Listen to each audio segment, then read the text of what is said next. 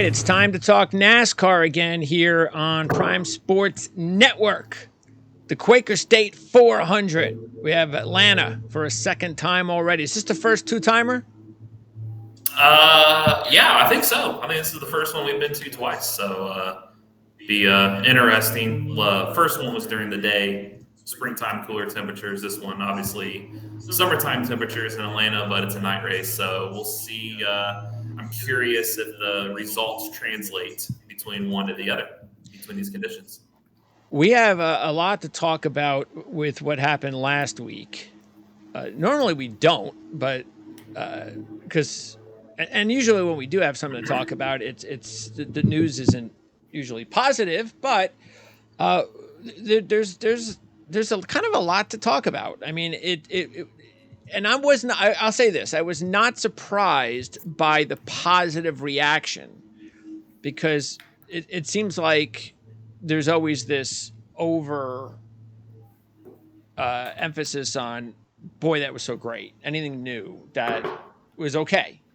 Maybe that's because I'm not like a diehard, true, everything is about NASCAR with my life or motorsports. I understand why fans liked it. I liked it. I think it's worth another try.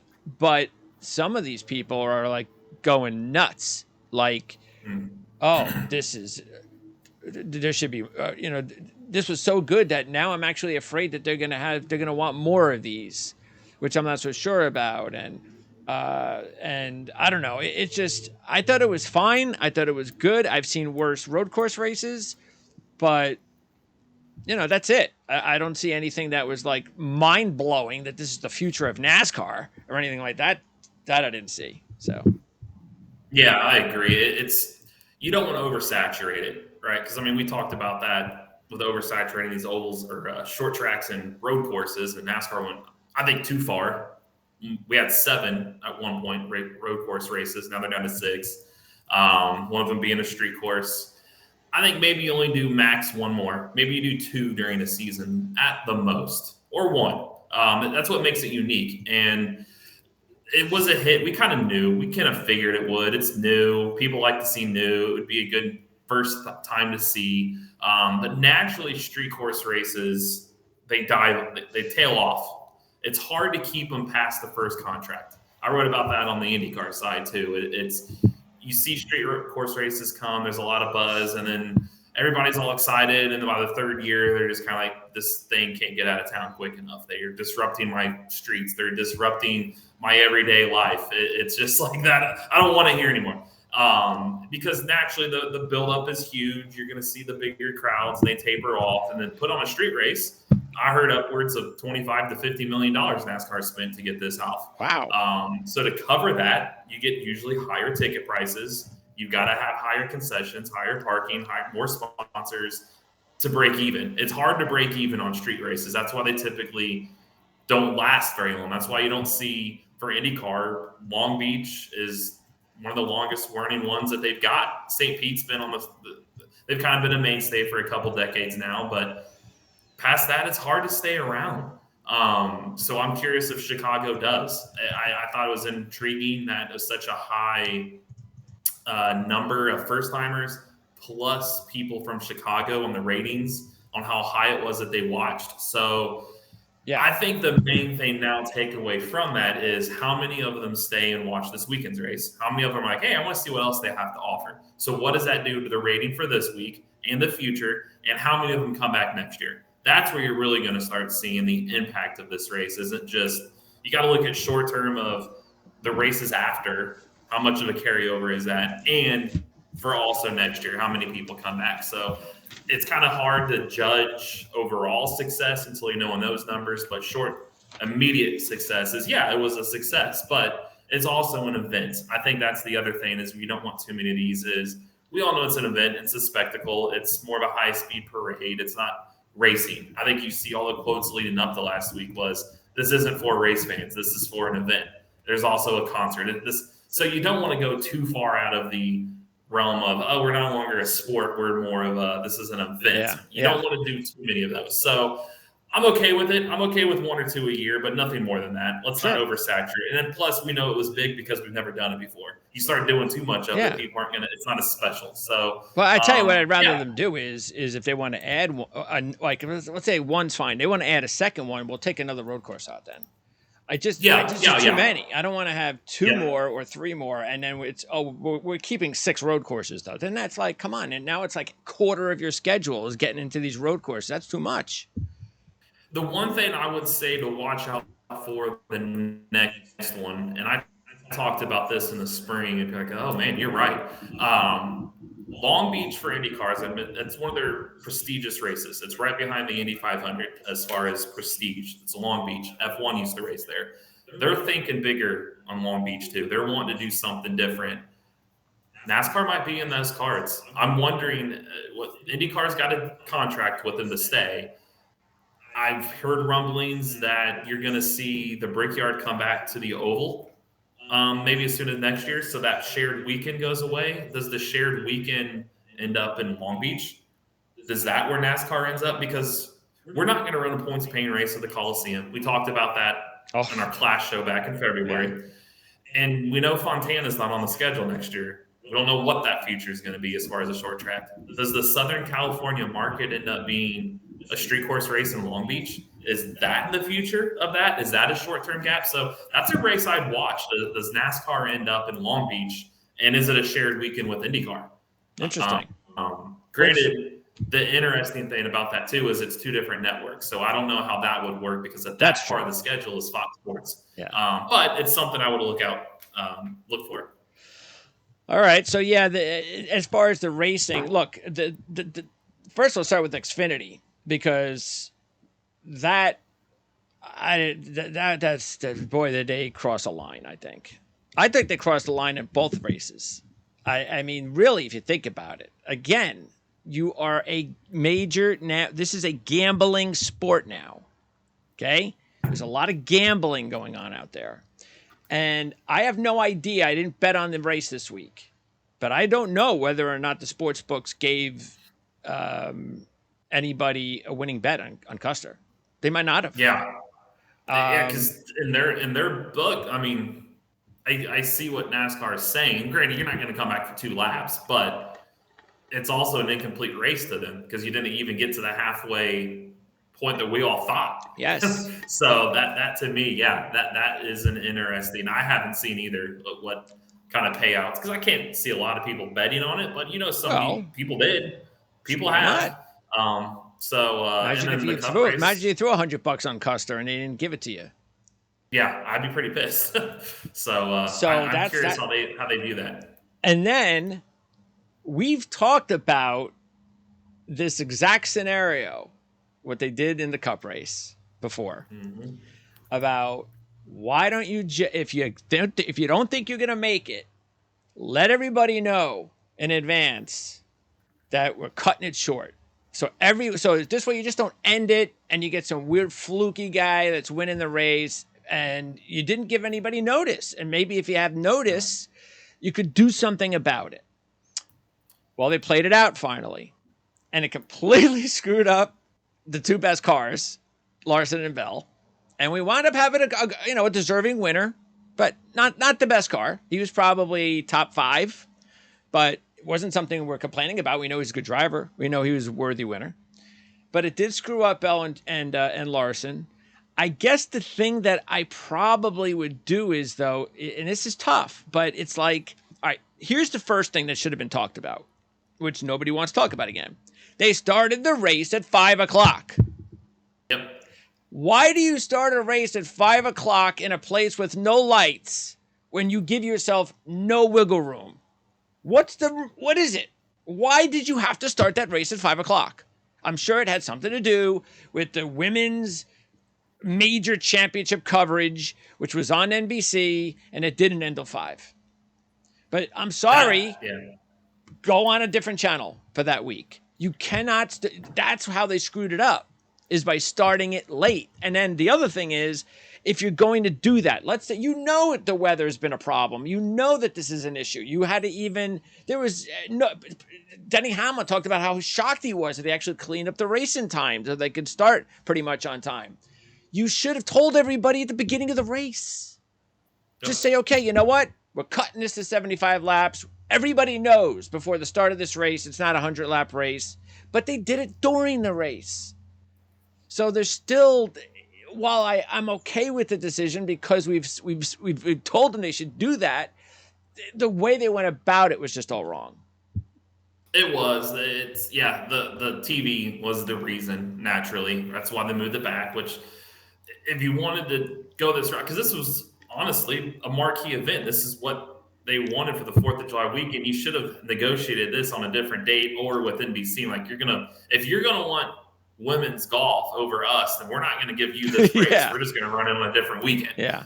Because that was a miss. And 2, they need to have a rule, what IndyCar has, and they have a scheduled distance or 2 hours. Oh. NASCAR should have had that. Is we're going to start at this time, and we are going to try to get in all 100 laps. However, 2 hours from this time is the drop dead stop. That is the checkered flag at this time. We're not going to do overtime. We're not going to do this. This is the time. So that way they could have planned accordingly. Because I think the drivers all kind of made mention when you hear them talk, and the crew guys, that they got through that first pit sequence. It was between lap 30 and 40. I know as the pit cycle started flipping when they made the announcement between we're going to shorten the race. You probably would have pit differently knowing hey, look, they haven't said anything yet, but I'm looking at the time here. Yep. And this daylight's going to be a problem. If they knew that going in the 2-hour limit, then they would have pit differently too. I have to think maybe they run it different. So, but it almost seems the typical, they make it up as they go. Yeah. And NASCAR has had a problem with that in the past, which is because they had to make that call, right? They were never going to get to lap 100. It was Look how dark it was with the celebration. Yes. But it smells the make it up as you go theory, and that's where people have the problem. I don't have a problem shortening because you weren't going to make it anyways, but you should have something in place as a timed race. You hear it at the F1 and IndyCar and those worlds of a timed race. This should have been classified as a timed race. I think that would have made things a little bit more fair when then the strategy becomes of more pit stops and numbers. Sure. It's an interesting strategy with numbers at that point. But they didn't say that until these guys already pit. And if I were them, I'd have a problem too with that same thing. Yeah, it's getting to the point now where, again, like I said, with the coverage and the TV coverage, the ridiculous nature, because look what happened. We've talked about this comparison before plenty of times, and it happened on Sunday with the PGA Tour. What did the PGA Tour do on Sunday, knowing that there was going to be some really weather issues in the afternoon? They started the final pairing teeing off at 9 o'clock in the morning. You could not watch that unless you subscribe to Peacock. So the only thing you could do is, I want live, I go Peacock. I want tape delay, I got to wait it out just like if it's on regular television. I'll get the delay at 1 o'clock like if it was live. Same thing on the network coverage at 3 o'clock of it. So you have a choice. I'm staying away from media attention. I'm gonna watch on TV, or I'm gonna invest in the Peacock app. I want to watch it live. That's what NASCAR should be doing. And the fact that they're not, this is what they could have done on Sunday. Yep, I think that's what's coming is the streaming scheduling, because IndyCar, as an example, next Sunday is only on Peacock. They're not on NBC. They're not on USA. It's one race a year. In Toronto, IndyCar in Toronto, they're only airing it on Peacock. Okay. Exclusively on Peacock. So granted, they know their ratings are going to take a hit, but it helps NBC and Peacock sell $19.99 or whatever it is for that. Hey, I need a Peacock subscription to watch this. I have a feeling NASCAR is going to go that route. It's going to sell more Peacock subscriptions. Plus, it allows you the benefit of doing something like that. We'll still air on NBC later. We'll still get the ratings from the people, because let's be honest, we know probably a high percentage. I'm not going to say 20%, maybe 10 to 15%, could be higher. watch their race as just because it's on NBC. There's nothing else on. They're not a motorsports fan. It's just maybe they're watching golf and this is on next. Okay. They're still going to watch it on NBC. That's true. If you still have it on there. But you also have Peacock. You just combine the numbers and it's still the same rating. It might be split, but isn't it that's the same number? Are we going to get to the same point?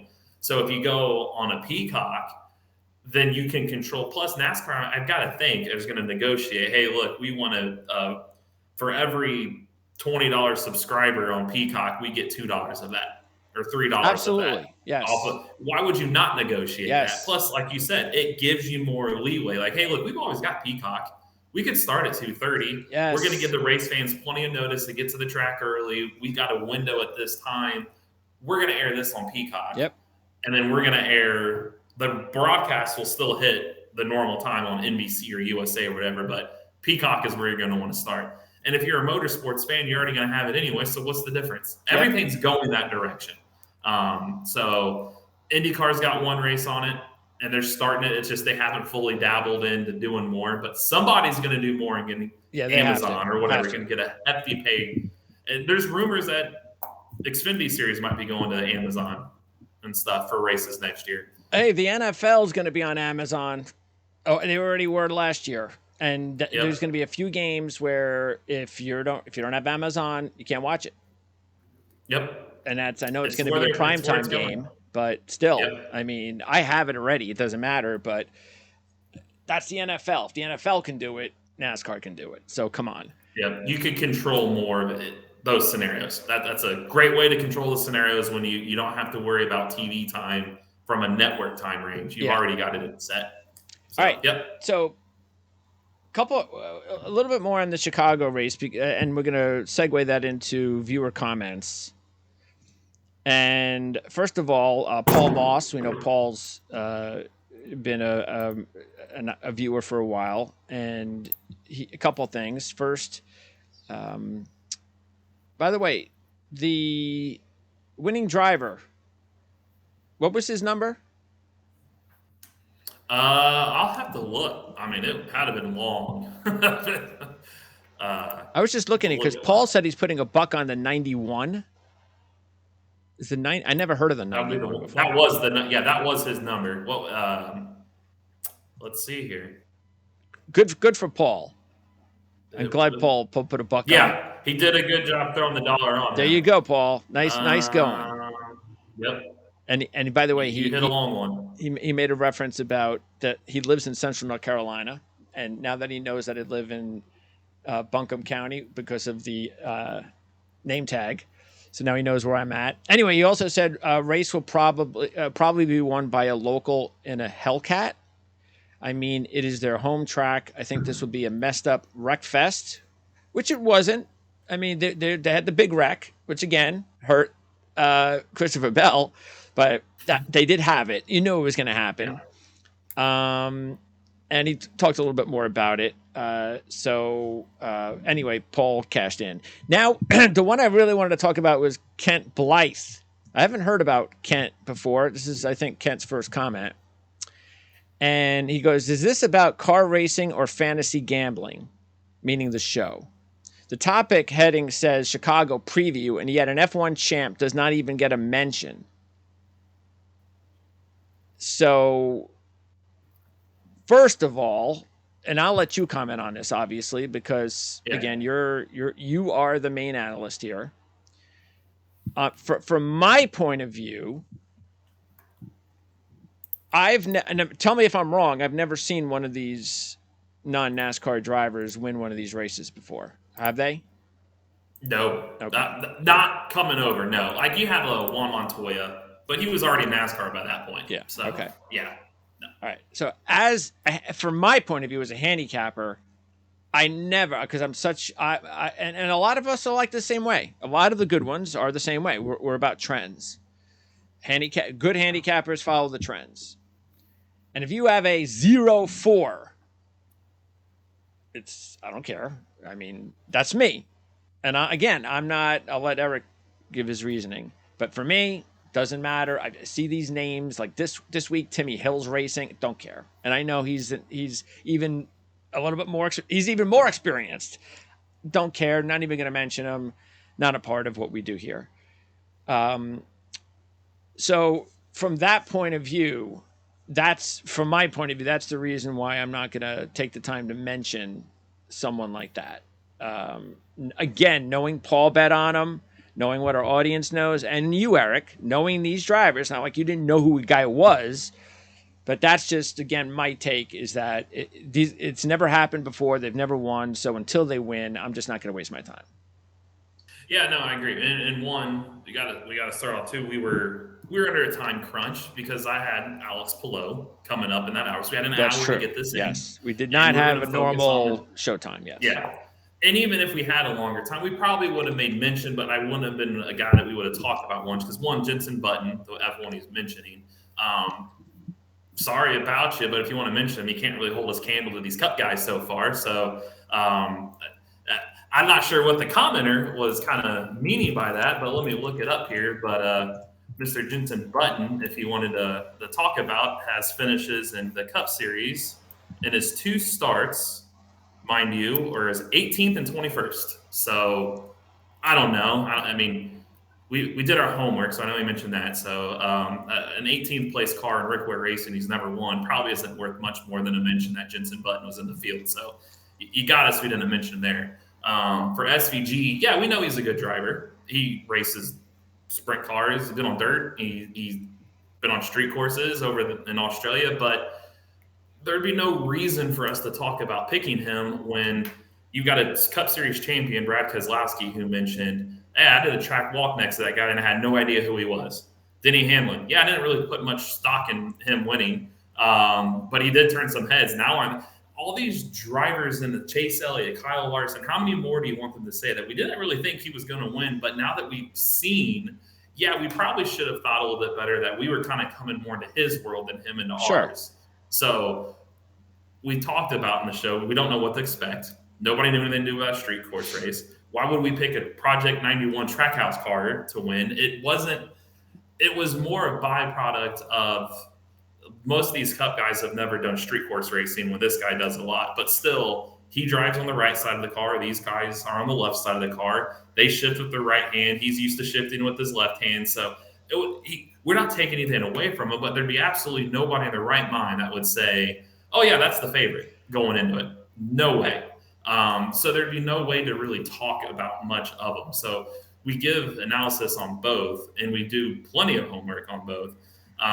So I don't really know what that comment he's really talking about, to be honest with you. It's almost like he's insinuating that we left these 2 drivers off and shame on us, but it's like, I don't. And we don't talk. The thing is, we don't still talk about every driver every week. So No. if we would talk about every single Cup driver and we just left that guy out, that'd be different. But there's still about 10 guys that we don't talk about because, again, and then the fact that we also didn't have additional time last week. So that we really just stuck with the guys that we're normally going to talk about and have time to talk about. And, plus, the last time a driver won his NASCAR debut in the Cups, like never started anything. His first ever NASCAR start, and he won, was 1963. Why would we think that was magically going to happen? Yeah. So it was a one-off. I mean, that's exactly what that race kind of was. Now these guys are going to get more. These NASCAR teams are smart. These drivers they're going to train. It's going to be a completely different race coming back next year. I don't think you're going to see. They have been embarrassed a little bit. Yeah. Yep. So it's not going to happen again. Yeah. Yeah. And the other thing too with Hale. Go ahead. No, it'd be one thing if we went into this show this week and we just omitted Joey Logano. Just didn't even mention his name. Yeah. That's not this guy coming here. SVG is not a Joey Logano, Kyle Larson to the Cup Series. It's if we would have admitted purposely Cup Series contenders weekly, then yeah, that'd be shame on us. But no, not one-off entries like that. And let's keep in mind that because I know he mentioned the word preview, and I think he's looking at it as, well, a preview, is it a preview show or is it a gambling show? And to tell you the truth, yes, it is mostly a handicapping show with fantasy. Fantasy and handicapping go hand in hand. But of course we're going to call it a preview. I mean, what else do you want me to call it? handicapping. Yeah. I mean, that's not a target word on YouTube that's going to go very well. So yes, I mean, no For question. for the race. Yeah, Yeah, we it are is a previewing the preview. race. Yeah. Yeah, it's And if we had exactly more what it is. time and that's all because remember, we also recap races, but I don't mention that in the title. I don't mention that anywhere really in the promo at all, really. But we do that. And so there's a certain way that we have to do things here. I understand where he's coming from because I'm sure he's proud about the driver himself winning, and that's great. And now that a driver has won, no question. Next time we get around to doing one of these types of venues and these types, we will definitely make sure that we keep an eye on a driver like that because it's happened, because they've actually went out and did it. So, but anyway, we still always appreciate the comments and the passion, and Kent obviously had it because he spent a good amount of time in commenting in his feelings on the matter there at hand. So that's last week, and it did what it was supposed to. It got people talking. Like we've talked more on this show than we've ever done about a race the previous week. I mean, we spent half the show on last week's race. So that's what they wanted, and that's what they got. So it worked. Yep. We'll see how it goes moving forward. All right. So we have ourselves now like I said at the open, we have a preview of a race at the same track for the first time this year in Atlanta. So we have data on that, which always helps from this year. Let's also keep in mind that when you're talking about Atlanta, you really need to limit yourself to last year and this year. So we got really just 3 races to look at. Yep. Sure, you can say, hey, like Alex Bowman's never led a lap at Atlanta. That's a nice thing to say. Throw it in there. I could throw it in there, but again, it's meaningless after 2021. So that's just the way it is, and it makes life a little bit easier for us as well as we're getting ready for the race. So let's talk about, well, I'll tell you what. First of all, how many picks do you think we equally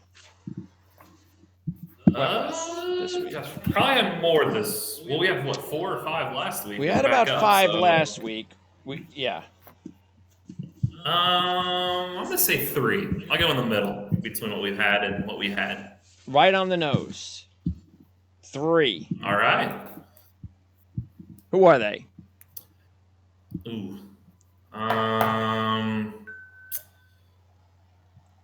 Let me think here. Try to remember what the odds were. I'm gonna say Logano. No, I'm the only one that didn't take him. Blaney. Yes. Keselowski. Yes. Trying to think before. So the last one would be. Let me go longer. Suarez. No. Bell. No. Go back to Harvick. No. No long shots. No long shot. So it was more up front. Byron. Nope. You didn't take Byron. That's it. Did I even take Byron? No. I'm looking at I've got my. I don't know how you can see it because it's blurred on my note. I'm going down the manufacturer came. So, did I say Hamlin yet? No, but that's not it. No Hamlin. Nobody took Hamlin this week. No, I was going to say, did anybody take him? Nope. Elliott. Was it Elliott? Okay, I was skipping by him. And that's a tough one because we haven't really taken him much, and now we've all taken him. So yeah, that would have been a hard one. I wasn't going to guess because he was so far up there on the numbers. Like, was he the one that we? So okay, that makes sense then. I tell you what, this is a good time too to just let everybody know a couple quick things.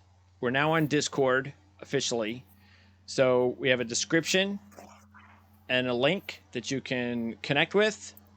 And what this is going to be really good about now is anything that happens between the show and the race.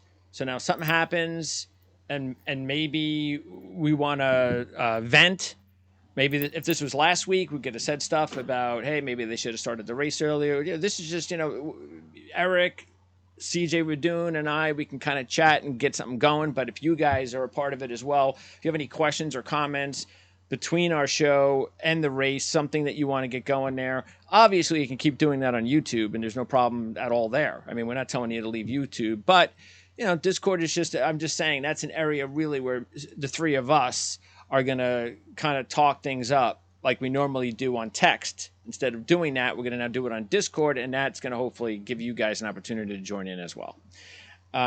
So check that out. And then also a reminder, that as of right now, correct me if I'm wrong, but we're still a go for Atlanta live 1 hour before the race ends. Yeah. Okay. So what time, what are we looking at time-wise? That I don't know. What time does the race start? It's going to be key. I got a 7:20 green flag. Excuse me? 7:20 is green flag. Oh, this is a night race. Yeah, I totally forgot about that. Okay, cool. That's where it's going to be. That's where I'll be a game time with the kids. Okay, I got that. So that's where. What time do the kids normally go to bed? It ranges. Okay. Summer month because it stays light here till darn near 10 o'clock. So I tell you what we're going to do is in that respect. Discord. And this is why Discord is awesome now. We are going to update you guys on Discord as soon as we have a definitive time. And because we're not going to probably have one until like 30 minutes before or an hour before, that kind of thing, we're not going to post a live promo right away. We probably do it like, 10 minutes before, even 15 minutes before. Like, all right, the kids are definitely in bed now. So, and it's a half hour before it probably will start. You can go ahead and post the promo. So that kind of thing. And look, if they've got comments during it too, the race, we'll just say something, just use it. I mean, even if you want our thoughts during it, just that's an easy spot to do it. Absolutely. And that's what we'll be doing every week during the races. If we want to comment during the races, starting on Sunday, that's definitely the place to do it during the race. Okay. So now let's get back. Then you've got now again, since this is one of these races, what would we call? What is the correct terminology we're using right now for these races for Atlanta, Daytona, and Talladega? Super Speedway. Oh, so that's what we're just going to. Designation. Okay. Yep. Because it's called the Super Speedway package. Some people, if you want to use drafting package, you can use it too. But these would be the only 3 tracks that are kind of correlate with each other. Atlanta being different is it's a mile shorter than Daytona. So at least Daytona and Talladega is bigger. You have some room to move around. These laps click by because it's a mile shorter per lap. So it's kind of harder to move through the field at a place like this because you don't have as much real estate. Yep. You got a whole mile less is a big deal. So it's also why you don't get a lot of separation either. Why it is a big pack like a Daytona or Talladega, because you just don't.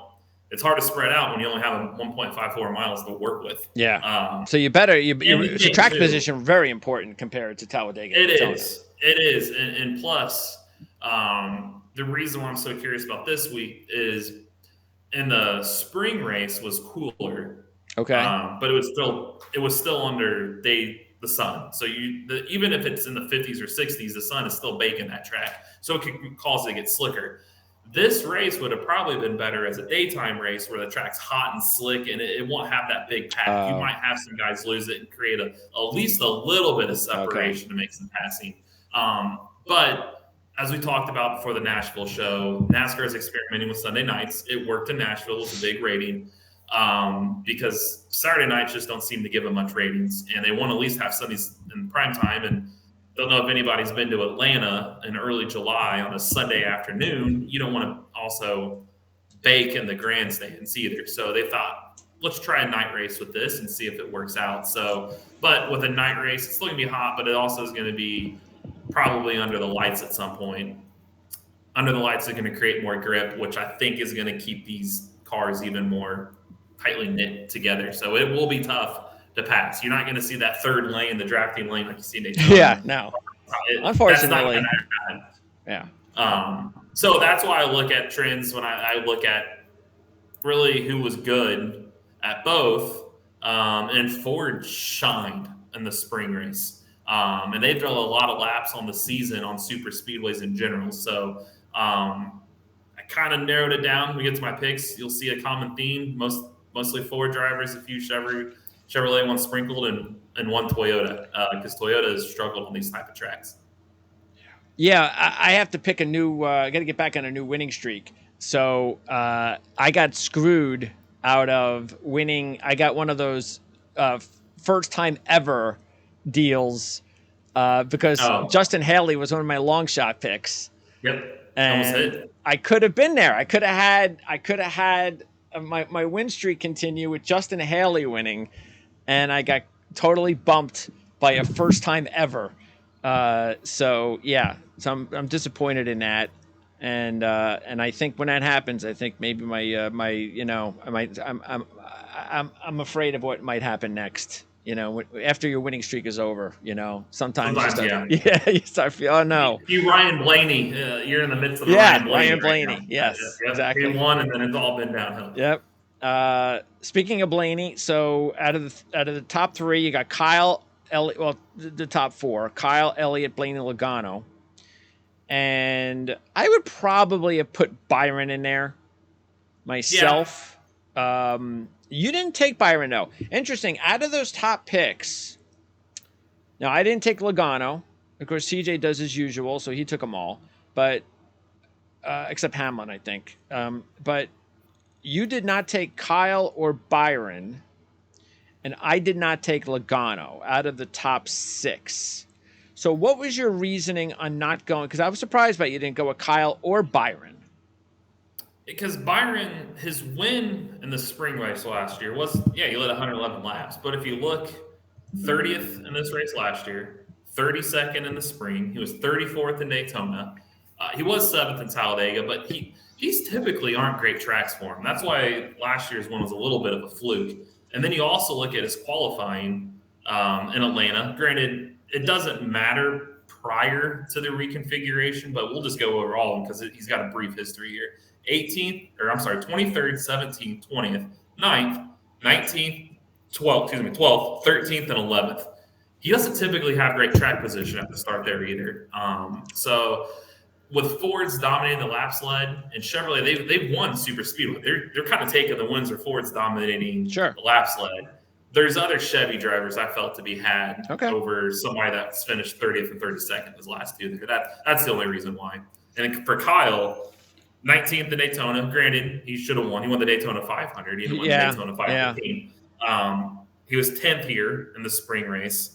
And you got to remember, the Talladega win, he only led 3 laps. Yeah, he should have won Daytona and not really Talladega. That's kind of the switch off. So. Yep. And this car, Childress hasn't been great. Granted, they won Daytona with Austin Dillon last year, and they just won Talladega. But at Atlanta, you just look at Austin Dillon, this configuration, 35th, 20th. Sure. Tyler Reddick, when he was with them, it was 28th, 29th. So you combine all that, I thought, he's hot with momentum, with finishes, but is he going to win for those odds? I just thought there was better people to place your money at. Yeah, I was surprised he was the favorite. I really didn't think he'd be the favorite. But again, I mean, at this point, the reason I'm going in with Kyle as my top pick this week is just because he is trending well on the super speedways this year. So I'll give him a shot. I'll give him one shot.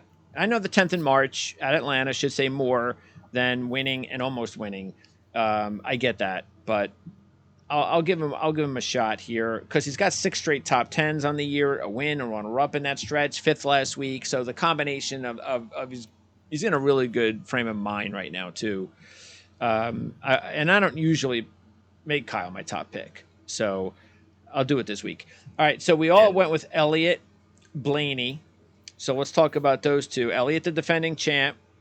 Now, I put a little bit of money on him, but like you, it was almost like, all right, let's just not lose money here if Elliott wins, because I'm still, even though he's getting closer to winning, the trend line is nice.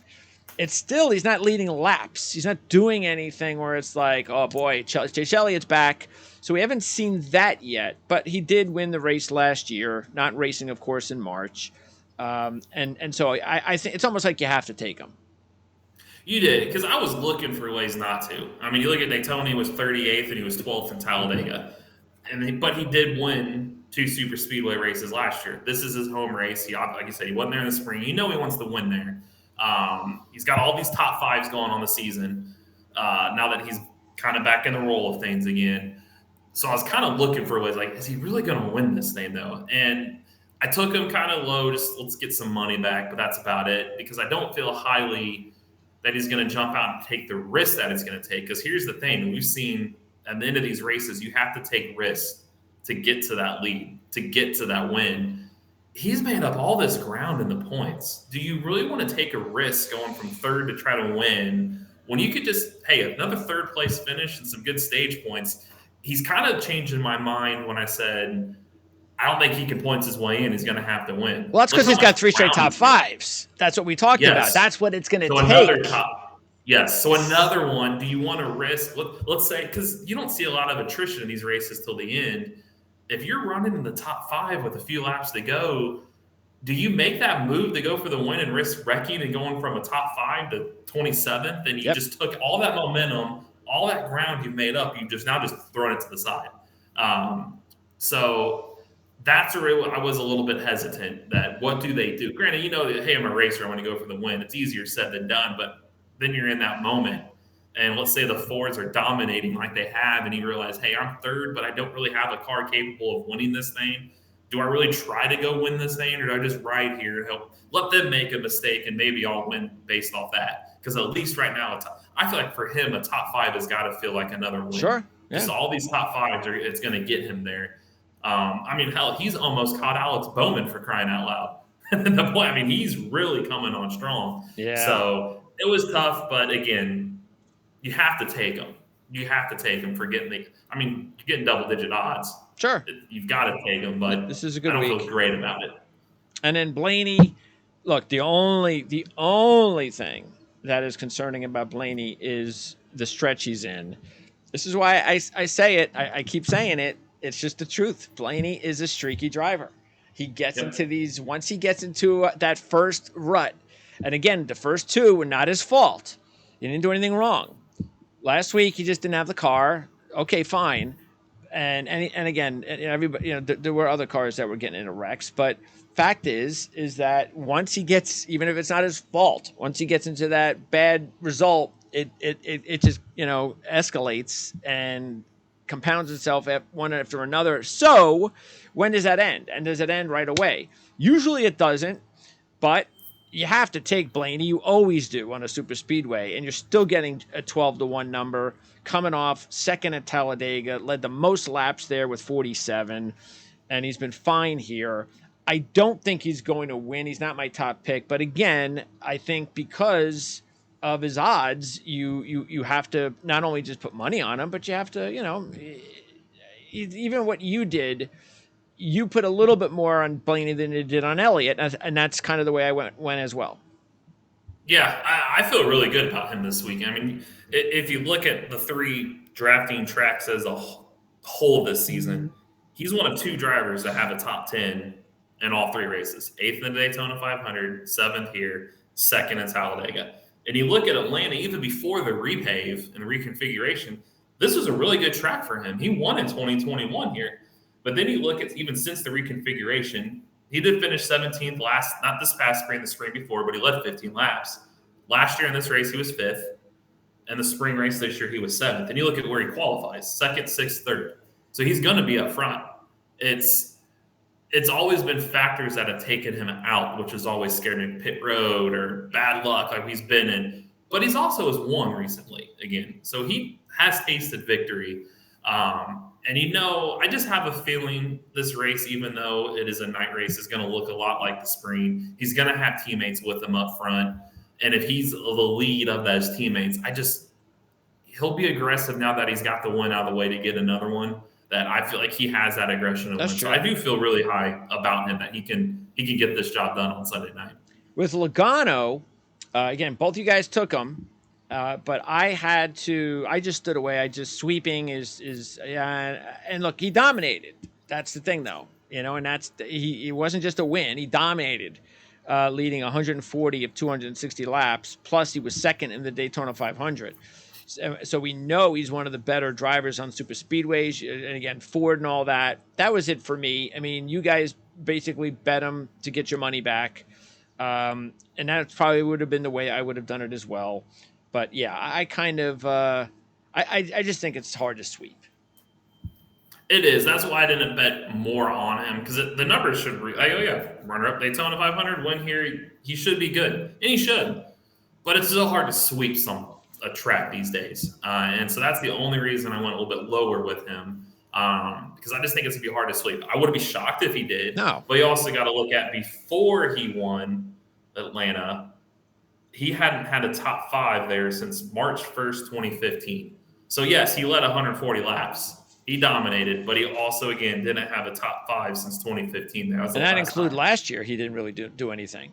Yeah, 9th and 26. With the new but setup. He qualifies. Yeah, good there. So, and Ford's is the superior package on super speedways. And I guess I'll go ahead and say the stats since we're a lot of Fords up top when I took them. They led 221 and 260 laps. Took home 2 of the top 3 spots, or the top 2 spots, 3 of the top 7. That equaled the amount of laps led just in Atlanta alone than they did the first 4 weeks combined of that season.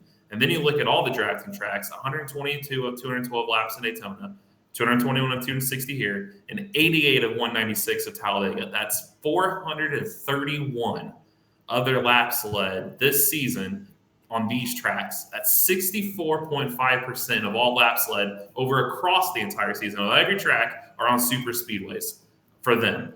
So they got to take advantage of it.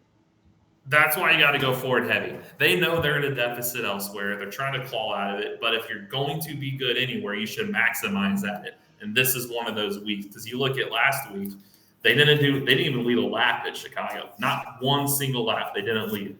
And then you look at Nashville, they led 2 laps. You look at Sonoma, they led 1 lap. Gateway and Charlotte, different types of tracks. Darlington led 9 laps. Kansas led 9 laps. Dover led 8 laps. That's since May, guys. That's all they've done. So if these are their types of tracks that they can thrive on, and that's why I went forward heavy, because I think at some point they're going to come out of this, and why not a track like this? So they're going to I think the term throw your eggs in one basket, that's kind of what you have to do this weekend. So that's why I went forward heavy. Not a bad strategy. Do I think Logano can sweep? No, but knowing that they're probably going all in this race, you've got to go with them. Yeah, if you're going to go all in on Ford, and obviously you're taking Logano as part of that, and there's nothing wrong with having Logano in that kind of strategy. So it makes a lot of sense to me. And if the viewers want to use that strategy, it's probably a smart one. 14-1, you have 3 drivers, and I took Byron and Keselowski, as did CJ. You just went with Keselowski, as we mentioned, no Byron. As far as Hamlin, 6th earlier this year, didn't do much last year, and so really he hasn't really done much so far in the new setup at Atlanta, and he hadn't done much this year. We know how good he is, though.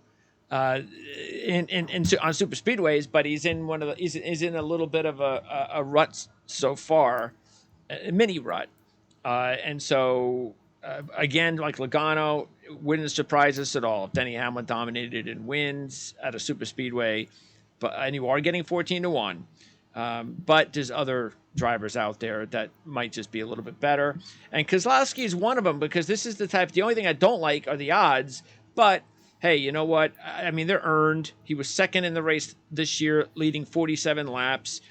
And he led the most laps in the Daytona 500. I'm not sure anybody realizes that, even though he didn't finish well. But that's okay. You know, that's what happens. It's the 500. 5th at Talladega. So he's in a nice run this year on the super speedways. Very nice run. And it's not just Talladega. Usually it's just Talladega. Well, that's not the case. He's really good. And now he's in a bit of a slow, kind of, we mentioned this the last few weeks. He hasn't had a top 10 in his last 5, but I think that could be erased. And if anybody's in a slump over the last 3 or 4 races, I don't hold it past them at all, because as we said before these upcoming races a month ago, they're all weird races. They're all at these weird tracks that they don't go to and road courses. And so if you get into a bad run and you're coming off that, don't worry about it. We're now going back to kind of normal for NASCAR, and that's why Keselowski, even at 14-1, is a good play. Yeah, he's a really good. And you remember Daytona, he and Chris Buescher were 1-2 coming across the 5 to go, and then Kyle and Austin Dillon got back by him, and they had a top 5 going, not for all those wrecks at the end. So Daytona was a top 5, should have been in my book. He had a top 5 car. Talladega was a top 5, and here was a runner-up. And he's good at these tracks. He could use a win. Granted, he's in right now as far as a wild card, but a win would go a long way. So I felt really good about him there.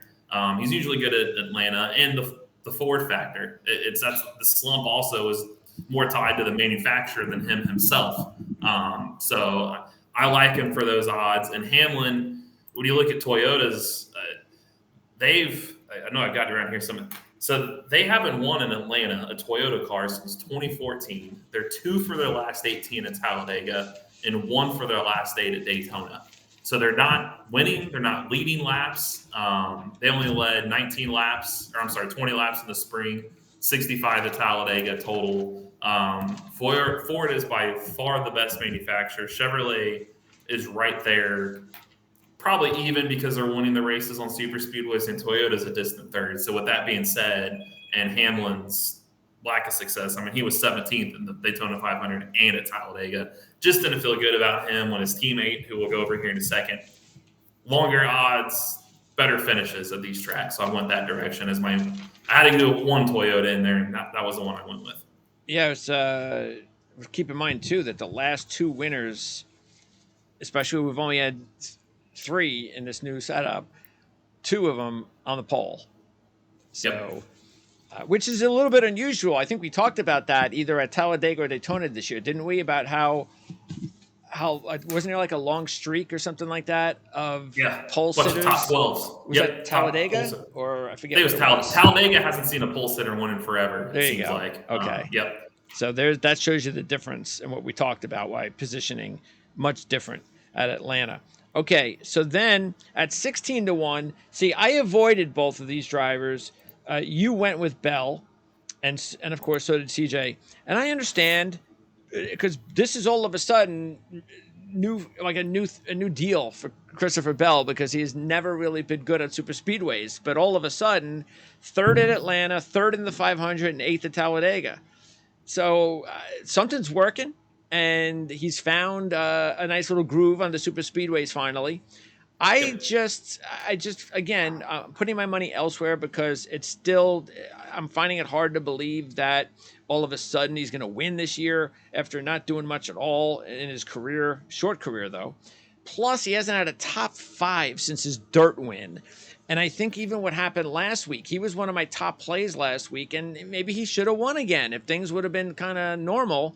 But when you're going through a bad losing streak, that's what happens. You get bad luck. And that's also kind of an issue that I'm having. But I do understand why you're taking him based on what he's looked like so far this year on super speedways. Yeah, he's just been too good. Of all people in super speedways, he's not one you think of. No. His finish has just been so good. No. And you look at even last year, he was 23rd is what the spring race results shows, but he crossed the finish line 2nd. He was just penalized for kind of going below the white line, but he was forced. And he's like I was forced down here. And they still put him at the end of the lead lap. So technically, that's true. 2 of his 3 finishes at Atlanta are in the top 3.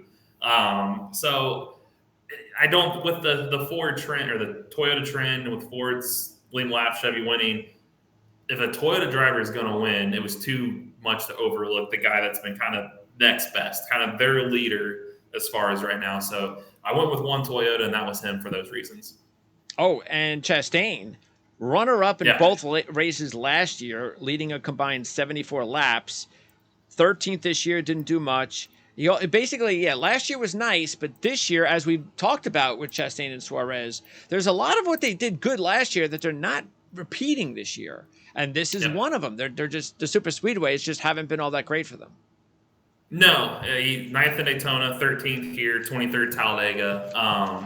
The one that kind of struggled with him, I know I end up with Suarez, which we'll go over later. But Trackhouse, there's going for a hat trick here. They're looking for 3 straight wins. They won with Chastain in Nashville. They just won last week. All right. So 3 wins, 3 different drivers with Suarez. Okay. We'll get with him All right. in a little bit. But it's also hard to think if they're going to win 3 races in 3 weeks when they only won 2 races in the previous. Well, that's true too. 52 races. It's just hard to think that they're going to end up flipping it around that quick. Are you really going to win 3 straight when you haven't? That'll equal the amount of wins you've had before. It could happen, but it's just hard with his results this week, especially Chastain, to think, yep, he's going to jump out and do it on Sunday. He could, but we'll see. Larson, once again, we stay away from Larson. The only good thing is his odds are a lot better now on a super speedway at 18-1, and he is in a good groove, 4 straight top 10s. But again, he hasn't proven that he can not only, win one of these things, but look like he's going to win. So, maybe if those odds get a little bit better than that, then I'll start because there's just so many other good drivers on super speedways to take. And I say this every super speedway, and I'll keep saying it. This will be his 38th start on a super speedway. He has 1 top 5. Yeah, forget about wins. Yeah. Just get in the top 5. There's nobody that's sitting here today. There'll probably be a commenter that'll come in. I told you guys. Yeah, right. Over what data? 37 starts, he's got 1 top 5. There'd be absolutely zero reason to take him this week. If he wins, it's a fluke, but he's eventually think he's going to win sometime, but it's just hard to ever take him when 37 there could be a lot of wrecks. There could be 12 drivers left, and most of the good super speedway drivers are gone. That could happen. That's when he would probably win. But again, at least the only good thing is you are getting 18-1. So you were getting 8-9-1 with him. Like, why? Yeah. Why is he these odds? Now he's finally coming down, but I still won't touch him for those odds. Buescher and Cindric are 20-1. So I took Buescher. Once again, you guys for the next second straight week have gone with Cindric, and I haven't. But I understand again the Ford, so I get it. But and Cindric did finish 6th last week, so maybe that is the beginning of maybe some karma getting back, because he's had a really bad year so far, and I know that as he's been on my fantasy team. Buescher, meanwhile, he has a couple of crashes here lately, but did finish 7th when he didn't crash last year. 4th at the 500, 3rd at Talladega, 6 top 10s in his last 9. So, I felt there was no reason at this point, and I've been taking him a lot lately as a long shot, and this is another race to take him. And you took both Buescher and Cindric. Yeah, Ford combo again. I feel good about them. Buescher, as you said, yes, he was 33rd in this race last year and 35th in the spring, but he led 5 laps in the spring. He got caught up in a wreck. And he, like you said, 2 top 5s in the other 2 starts.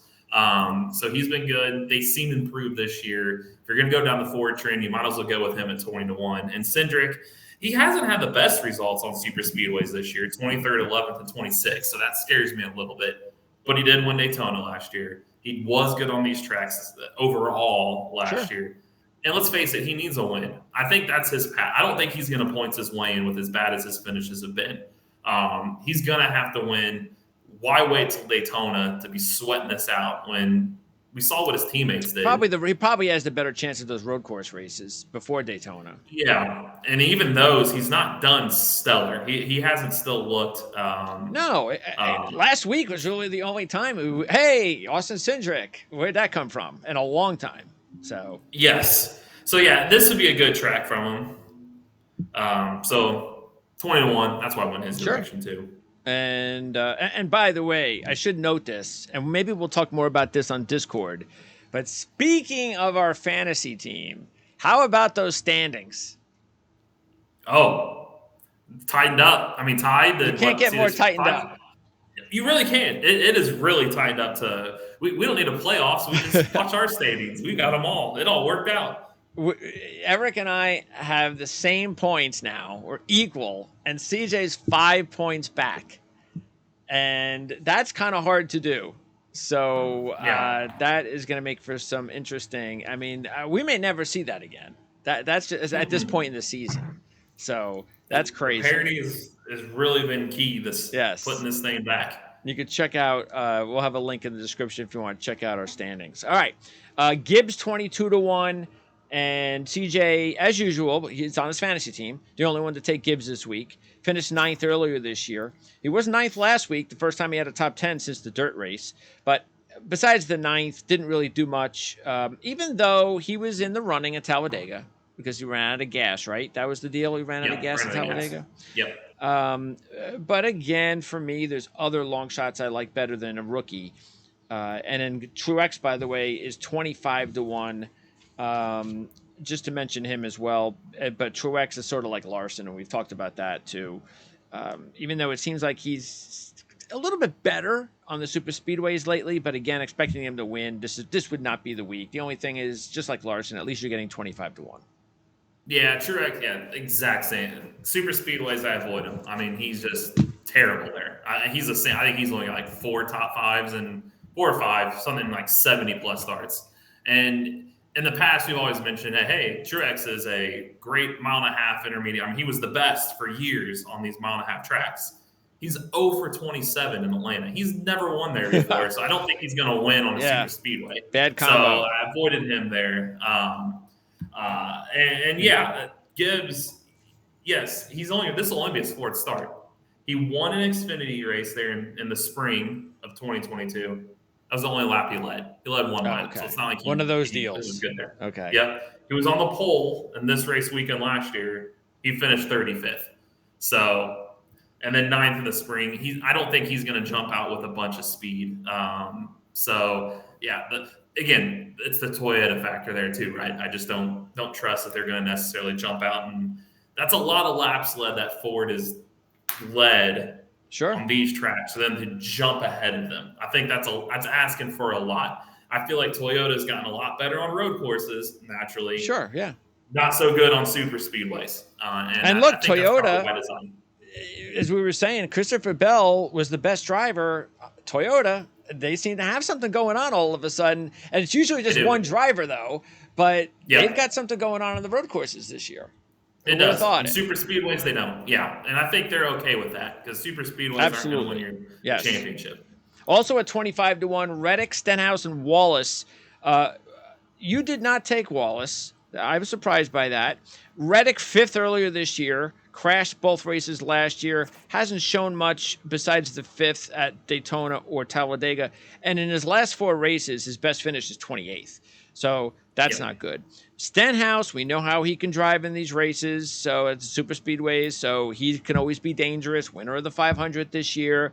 Also has not had a top 5 since dirt. So he's not going through a good run and hasn't looked good at Atlanta so far overall, but a dangerous driver at this track. But Wallace I went with. I know he hasn't shown much at Atlanta. I get that results-wise or even this year, but he did lead 35 laps at Talladega. I know it's in him, sort of like Stenhouse. So I think both drivers are good long shots. If you want to take them both, take them both. I got no problem with that.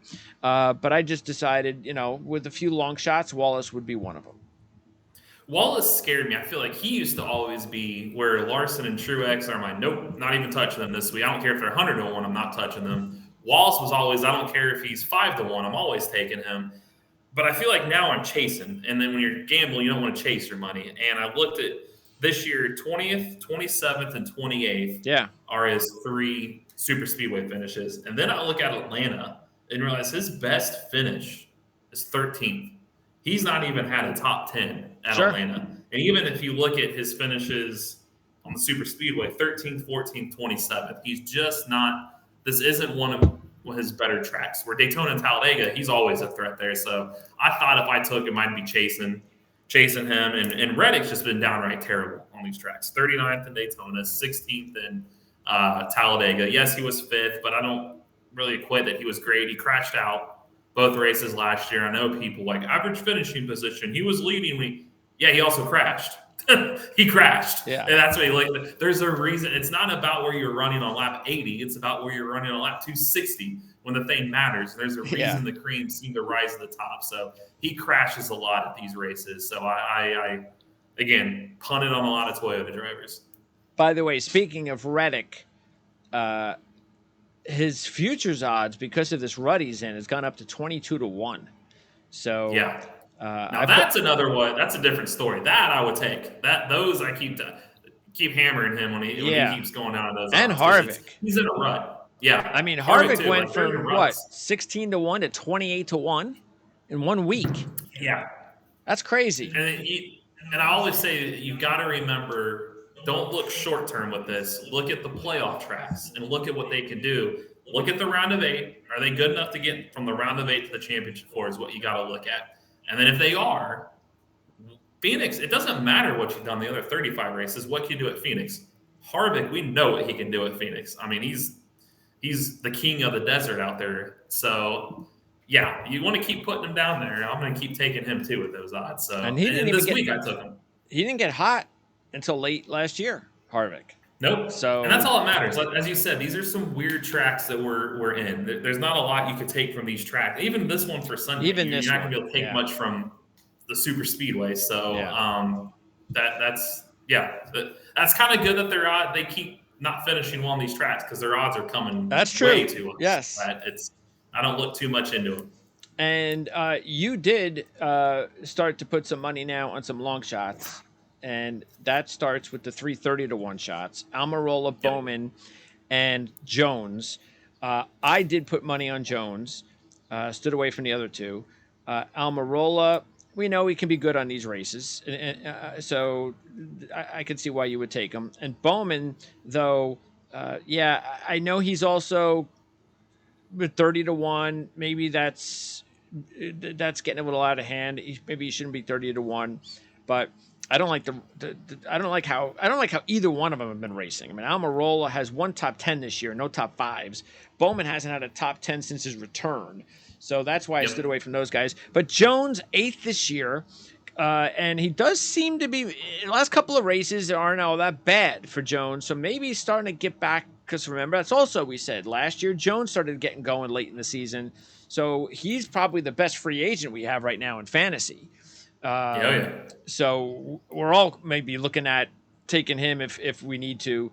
4th in one of the races last year and 6th at Talladega. So yeah, I thought Jones was definitely the way to go in the 30-1 shots, but you took them all. Yeah, Jones, as you said, for those stats, no brainer. Bowman, I thought a Hendrick driver still at 30-1. Hendrick swept both races there last year still, and I'm getting Bowman at 30-1. He used to, in the old Atlanta, he was still 3rd and 4th. He was 10th last spring. Granted, 32nd this race last year, 14th in the spring this year. So it's nothing to write home about, but you're also getting him at 30-1. I don't think Larson's got any shot of winning this week. Chase Elliott, we're kind of skeptical with. Byron, I wasn't 100% sold on. So if the Hendrick guy does win, I might as well take the guy that's 30-1. So that's the only reason I went his way. And Almirola, he qualified 5th in the spring race. He led 17 laps. And I know I did make fun of, he wrecked while he was leading. He wrecked while he was leading, but it wasn't because of his fault. He was pushed out of the way and wrecked. But that was at the end of the race. So he was leading at the end of the race. And I think he knows he's got to win. And remember a couple of years ago, he came out of nowhere and won Loudon. So he's capable of doing it. Sure. Super speedways, I think we've all admitted, these are his better tracks. Yep. So for those odds, Ford again on this type of track. His numbers are better to win this. So I thought 30-1, why not? Not out much if he loses, but if he wins, it's a nice little payday. And then at 35-1, you went with all three of them. I went with Harvick and LaJoie, and we're always going to go with LaJoie. Have to. Yep. Yeah, especially at Atlanta, because he's got 2 top 5s in 3 races since the transition. And Harvick, for me, it's all about 35-1. I mean, 35-1. Okay, I know he's not going all that well. He only has 1 top 5 in his last 11. But come on, this is still Kevin Harvick, and he knows how to race at super speedways. It's just a no-brainer. And you went with Suarez, as you mentioned. He was really good at the, last year, like Chastain. Not so good. I don't know if he got into trouble earlier this year, which is why he finished way back. But he has been actually better than Chastain on the super speedways this year. He does have a couple of top tens. Yeah, he's got 2 top 6s in his 3 Atlanta starts, finishes wise. So it's like 35-1. Again, I was playing the numbers of if Trackhouse does do the hat trick and go the three-peat here in as many races since NBC took over, it would be with 3 different drivers. He fits the mold. So I do like him. Harvick was a no-brainer. Granted, his stats have been more to be desired on super speedways this year, but it's not like he's 14-1 and you're chasing that. He's 35-1, and I think there's some sentimental value this weekend because the site of his first Cup win was Atlanta. Okay. In 2001, 3 races after Dale Earnhardt passed away. He's in that car, that white and Nobody red. cared. Yep. He's running that paint scheme this weekend. Yeah. And also, this is his final Atlanta start. So it'd be fitting if he wins his first ever Cup race in Atlanta and his last ever Cup race that he will run in Atlanta, he wins it too. Can he bookend it both with wins? He knows how to race super speedways. That's why I'm not too concerned about his finishes. And he's 35-1. Yeah. So yeah, no brainer. That's why I went with all those guys there. And then that was it for you. For me, I did put a few bucks on McDowell at 40-1 and Haley at 50-1. AJ, look, he for me, he ruined his chance by not competing at all in Chicago. That he needed to do it. Dylan, you already mentioned he hasn't done well at all at super speedways. But McDowell, I know he hasn't done well this year. I get it. But the fact is, we know he could drive on super speedways, winning the 521. And he's got 3 top 10s in his last 4 races, so he's in a nice little run at this point. So I thought 40-1, I'm going to do it. And as far as Haley, and I got to say this with Haley, who won the Daytona race, not the 500, in 2019, he had a couple of decent finishes here last year. I have to mention this, but knowing how badly he needed to win last week, knowing that the driver that was competing with him for the lead is not a NASCAR Cup driver, I don't know whether or not I would have been fine if I'm in Justin Haley's camp, if Justin Haley would have just knocked him away. I'm shocked he didn't. I know. In this format, we know other drivers probably would have. In that standpoint, there's several. And I know he said, "Hey, I could have used that top 5. We're in contract talks, and the runner-up was good." It's like a win would have been better. I think he would have got. Yes, people have said that's disrespectful. I get it, but people also have been like, "Hey, if I'm in front of him in a late race, you're in their heads too." We know Ross Chastain would have done it. Yeah, right. Chase Elliott would have done it. Yeah. Kyle Larson would have done it. Kyle Busch would have done it. Yeah, so at some point, that's what NASCAR's evolved to. I think you had to do it. I think it'd be hard to look at your team in the eye and say, hey, because I've done everything possible. You did, but you didn't. You could have taken him out. You could have. And honestly, you probably should have, because you're not going to get many opportunities in that again. Because when he came back and took the lead, that was when he should have done it. He shouldn't have, because it's almost like he actually thought in his head that I can win this race. Hey, look, I'm getting the lead again. No, don't worry about it. You got him again where you want him. Now wreck him, get him out of the way, and now you've got the lead. Really, for the way you want it. But then once he started getting passed again, he was actually out of position to do anything, because he had gotten loose. So he couldn't even do anything. He ruined his opportunity, and then he could never get close to him again. Yeah, because at the end of the race, SVG, we'll call him for short so we pronounce his name right. He had a really good car. He was a top 5 driver. Better than Haley. Take him out. Get rid of him. Put him in the tire barrier. Don't have to end his day, but run him wide. Push him in. That's what NASCAR would have wanted. Hey, that's a highlight reel. Let's get these guys fighting with each other. Whatever. Yeah. Plus, I think his quotes were interesting when he made mention in a polite way of saying, I choked. I haven't been in this position very often. I'm not used to running up front at the end of the race. No, you basically choked is what you're saying. I'm not used. You're a race car driver in the Premier Series of NASCAR. You were in a position to win, and you flat out didn't do it. You flat out didn't. You choked. That's basically what he's saying. You can't say, I'm not used to being in that position. That is translation for I choked. And we all know he did not away the have a better car. So it No. was all about you either take this guy out or you don't and you lose. That's Yes. it. There was no other option. You weren't going to outspeed this guy for the last 5 laps or however long it was. It wasn't going to happen. No.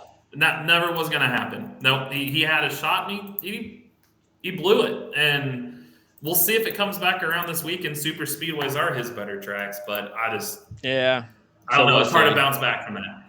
And then really, there isn't anybody else besides Haley or McDowell that I was really interested in. Because forget Briscoe. No. He's in such a bad rut at this point.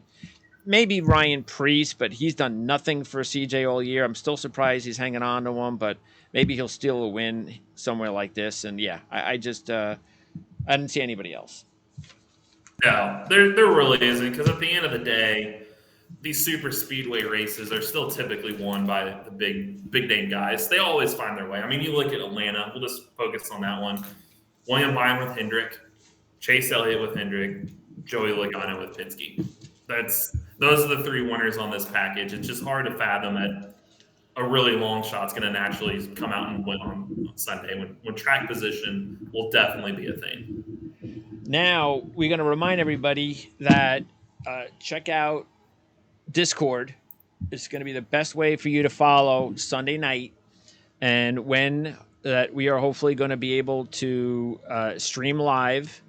And look, if we can't do an hour, we'll do 45 or we'll do 30. We're going to try to get in an hour if we can.